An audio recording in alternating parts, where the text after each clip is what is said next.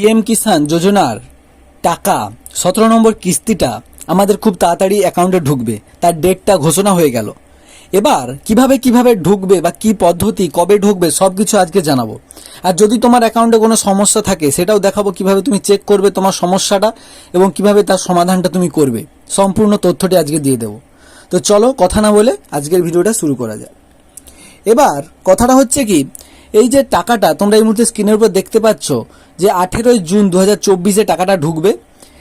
এই টাকাটা তোমাদের সবার অ্যাকাউন্টে ঢুকবে না, কিন্তু কারো অ্যাকাউন্টে যদি কোনো সমস্যা থাকে তাহলে টাকাটা ঢুকবে না। তো কিভাবে চেক করবে তোমার অ্যাকাউন্টে সমস্যা আছে কি নেই? তার জন্য তোমাকে প্রথমে কি করতে হবে, গুগল ক্রোমে এসে মোবাইলে করলেও হবে, পিএম কিষাণ লিখে সার্চ করতে হবে। মোবাইলে সার্চ করার পর একটু নিচের দিকে আসলে দেখতে পাবে লেখা আছে নো ইওর স্ট্যাটাস। এই অপশানটা দেখতে পাবে নো ইওর স্ট্যাটাস। এখানে তোমাকে কি করতে হবে, ক্লিক করতে হবে। নো ইওর স্ট্যাটাসে ক্লিক করার পর দেখবে ওপরে লেখা আছে এখানে রেজিস্ট্রেশন নাম্বার এবং নো ইওর রেজিস্ট্রেশন নাম্বার লেখা আছে। তুমি যদি তোমার রেজিস্ট্রেশন নাম্বার না জানো তাহলে নো ইওর রেজিস্ট্রেশন নাম্বার লিখবে, আর যদি তুমি তোমার রেজিস্ট্রেশন নাম্বার জানো তাহলে ওখানে লিখবে। এবার একটা কথা হচ্ছে, দেখো তুমি ওখানে দেখতে পাচ্ছ যে মোবাইল নাম্বার এবং আধার নাম্বার দুটো চাইছে।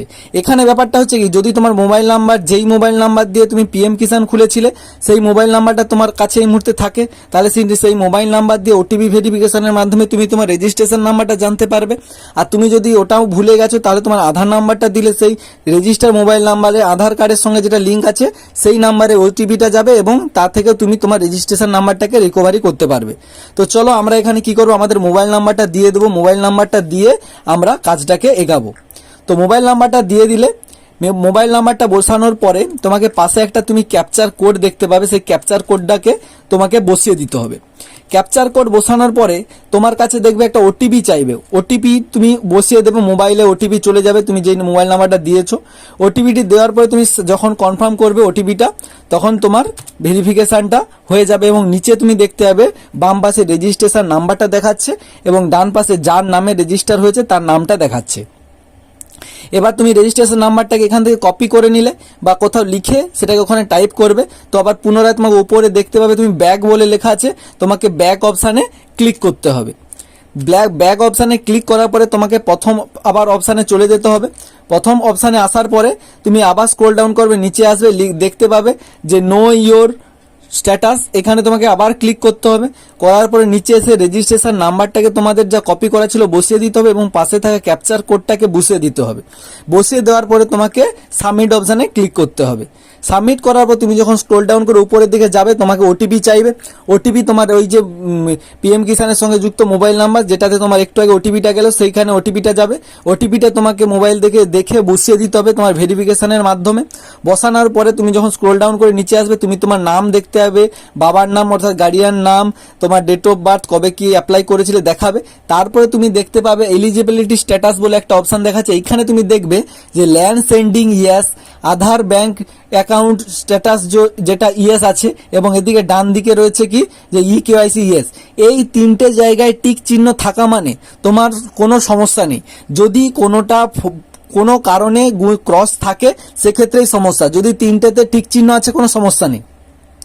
এবার কথা হচ্ছে, যদি তিনটের মধ্যে কোনোটাতে সমস্যা হয়, গুণ চিহ্ন থাকে, তাহলে তুমি কি করবে দেখে নাও, আমি বলে দিচ্ছি।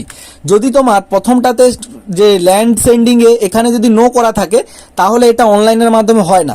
তোমাকে এটার জন্য কি করতে হবে, তোমার নিকটবর্তী যে ফুড অফিস বা তুমি এক কথায় বলতে পারো কৃষি দপ্তর, সেখানে তোমাকে যেতে হবে। তাতে তোমার জমির রেকর্ড, আধার কার্ড, সব যা ডকুমেন্টস আছে সব জেরক্স করে নিয়ে গিয়ে ওখানে যোগাযোগ করে তুমি এটা ঠিক করতে পারবে। আর দ্বিতীয়ত যেটা নিচে রয়েছে যে আধার ব্যাঙ্ক অ্যাকাউন্ট, এই যে এখানে যদি কোনো সমস্যা হয় এটার জন্য তোমাকে তোমার যেই ব্যাঙ্ক অ্যাকাউন্টের নাম্বারটা তুমি পাসবইটা দিয়েছিলে এখানে, সেই পাসবইয়ের নাম্বারটা তোমাকে নিয়ে যে ওই ব্রাঞ্চে যেতে হবে, গিয়ে ম্যানেজারের সঙ্গে দেখাতে হবে ম্যানেজারকে যে আমার এইখানে নো করা আছে আধার সেন্ডিংটা, এটাকে আমাকে ইয়েস করার জন্য কি করতে হবে, কেওয়াইসি করতে হবে না কি করতে হবে, এটা তুমি ওখানে গেলেই করতে পারবে। এই হচ্ছে ব্যাপার। যদি তোমার এই তিনটে টিক চিহ্ন থাকে তাহলে তোমার কোনো সমস্যা নেই। তুমি নিচের দিকে আসলে দেখতে পাবে তুমি কটা কিস্তির টাকা পেয়েছো। পরবর্তী কিস্তির টাকা অলরেডি বলে দিয়েছে যে 18 তারিখ থেকে দেওয়া শুরু হয়ে যাবে। তো চাপ নেওয়ার কিছু নেই, সবাই টাকা পাবে। তো চলো দেখা হচ্ছে নতুন আরো একটি ভিডিও নিয়ে। যদি ভালো লাগে অবশ্যই একটা লাইক করো এবং সাবস্ক্রাইব করো চ্যানেলটাকে।